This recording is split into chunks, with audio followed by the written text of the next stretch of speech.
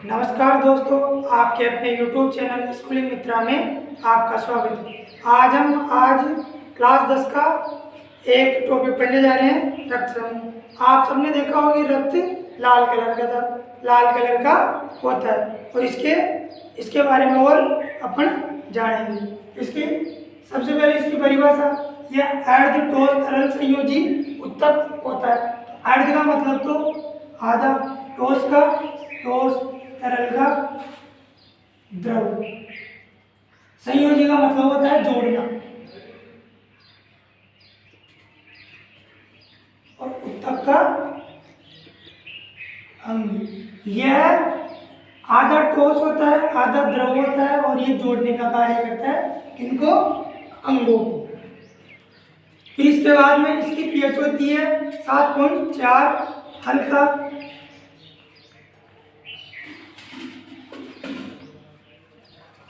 क्षारीय। निर्माण लाल अस्थि मज्जा में, जो वयस्क व्यक्ति रहता है उसमें का लाल अस्थि।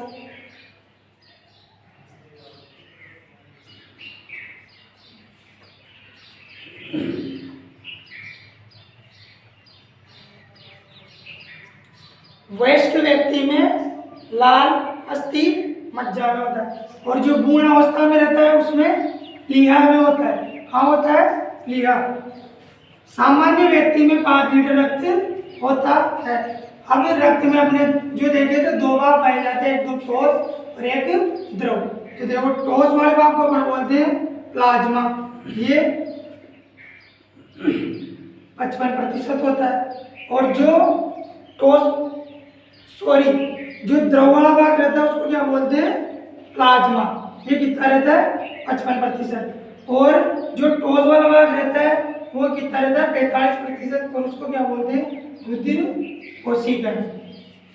जो प्लाज्मा रहता है वो 55% रहता है, इसका हल्का पीला रंग, 90 से 92% पानी रहता है इसमें, 8 से 10% प्रोटीन, और प्रोटीन में भी कार्बनिक और अकार्बनिक पदार्थ आ जाते हैं इसमें।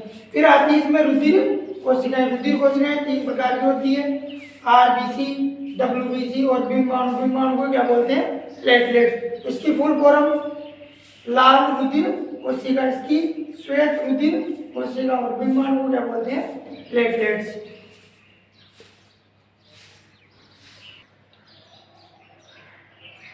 अब हम देखेंगे जो रक्त का ठोस वाला भाग है वो, तो इसमें 3 प्रकार की कोशिका पाई जाती है, आरबीसी, डब्ल्यूबीसी और बिम्बाणु। या बिम्बाणु को क्या बोलते हैं? प्लेटलेट्स। तो आरबीसी फुल फॉर्म है लाल रक्त कोशिका, डब्ल्यूबीसी श्वेत रक्त कोशिका, और बिम्बाणु क्या बोलते हैं? प्लेटलेट्स। इसका आरबीसी का जीवन काल होता है 120 दिन। इसमें हीमोग्लोबिन नामक प्रोटीन पाया जाता है, जिसके कारण इसका रंग क्या होता है? लाल रंग की होती है। किस रंग की होती है? लाल रंग की होती है आरबीसी। और इसमें केंद्रक अनुपस्थित रहता है। उसके बाद में डब्ल्यूबीसी, इसका जीवन काल 4 दिन। इसमें एचबी की फुल फॉर्म है हीमोग्लोबिन। तो एचबी इसमें क्या रहती है? अनुपस्थित रहती है। तो एचबी अनुपस्थित रहती है, इसके कारण इसका रंग क्या होता है? ये होती है रंगहीन। और इसका रंग लाल क्यों हो रहा था? हीमोग्लोबिन के कारण। केंद्रक, इसमें केंद्र क्या होता है? उपस्थित।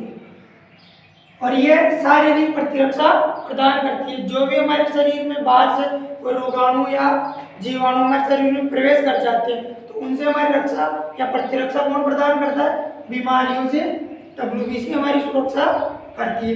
अब ये डब्ल्यूबीसी 2 प्रकार की होती है, एक तो कणिकाणु और एक अकणिकाणु। तो उसके बाद में आता है बिम्बाणु। बिम्बाणु का जीवन काल होता है 10 दिन। रक्त में इसकी संख्या 3 लाख प्रति घन मिमी। इसका प्रमुख कार्य है रक्त का थक्का बनाना।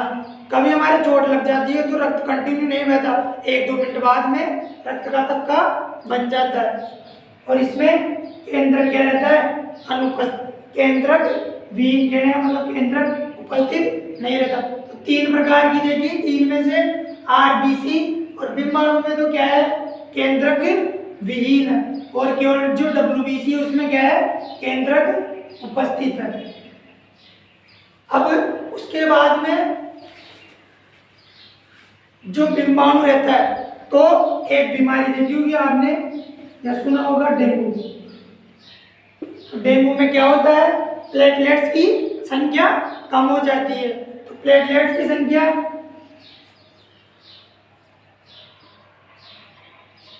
50,000 से कम हो जाए तो व्यक्ति की मृत्यु भी हो सकती है। अगर अपने प्लेटलेट्स की संख्या कम हो गई, अगर हमने उसको बढ़ाना है तो उसके घरेलू उपाय भी है, जैसे बकरी का दूध पियो, पपीते के छिलके खाओ आदि।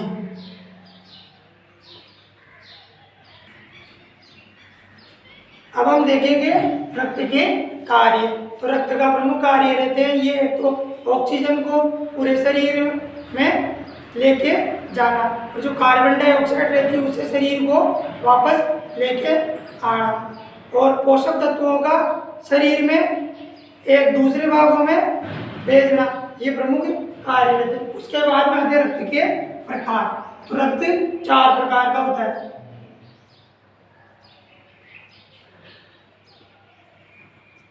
ए, बी, AB और O। अब ये 4 प्रकार किस आधार पे हैं, तो ये देखो हमारे पास जाती है आरबीसी। आरबीसी संरचना ऐसी होती है, आरबीसी। तो आर और आरबीसी की सतह के ऊपर तो प्रोटीन पाए जाते हैं, तो ए और एक बी, इनको बोलते हैं प्रतिजन ए, प्रतिजन बी, प्रतिजन बी। आरबीसी की सतह पर अगर प्रतिजन ए उपस्थित है तो वह ब्लड ग्रुप हो जाएगा ए प्रकार का। अगर आरबीसी की सतह पर प्रतिजन बी उपस्थित है तो वह ब्लड ग्रुप हो जाएगा बी प्रकार का। अगर प्रतिजन ए और प्रतिजन बी दोनों उपस्थित है तो वह ब्लड ग्रुप हो जाएगा ए बी प्रकार का। अगर आरबीसी की सतह पर दोनों ही अनुपस्थित है, कोई सा प्रतिजन उपस्थित नहीं है, तो वो कौन सा हो जाएगा, ओ प्रकार का। अब इसमें भी आता है भाई A plus, A minus, B plus, B minus, A B plus, A B minus और ओ प्लस,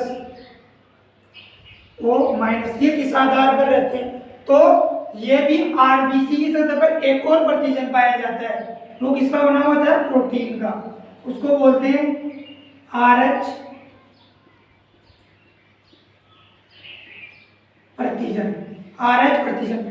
अगर आरबीसी की सतह पर आरएच प्रतिजन उपस्थित है तो वो क्या हो जाएगा, ए प्लस।